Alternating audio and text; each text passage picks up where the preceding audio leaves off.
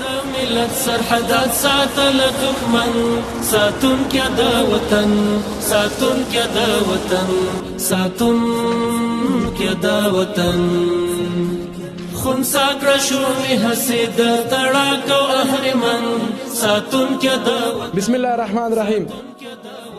دښمن په درې خطوو کې ځای په ځای شوی دی چې هدف یې د عبدالله ابن مسعود رضی الله تعالی عنه د جګړه ییزو ګډو زده کړو په قومندانۍ باندې حمله او په ساحه کې ناامني او ګډوډي راوستل دي. د دښمن وضعیت دښمن په درې خطوو کې ځای په ځای شوی دی. ابتدایي دښمن په تعداد د 9 کسانو ده چې 2 میله RPG راکټ 2 میله کلشینکوف ځان سره لري او وظیفه د ساحې کشف کول او بعدي دښمن ته ورکول دي. بعدي دښمن چې په تعداد د 14 کسانو ده 3 پیکاوي او 2 RPG راکټ 9 میله کلشینکوف ځان سره لري او وظیفه په ساحه کې منګزاري کول کمینونه جوړول او د لومړنۍ دښمن نه معلومات اخیستل او مجموعي دښمن ته ورکول دي.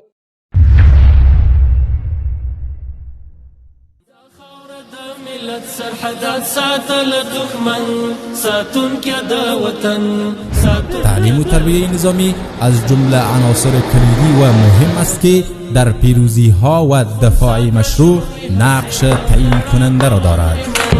ساتونکی د وطن ساتونکی د وطن ساتونکی د وطن.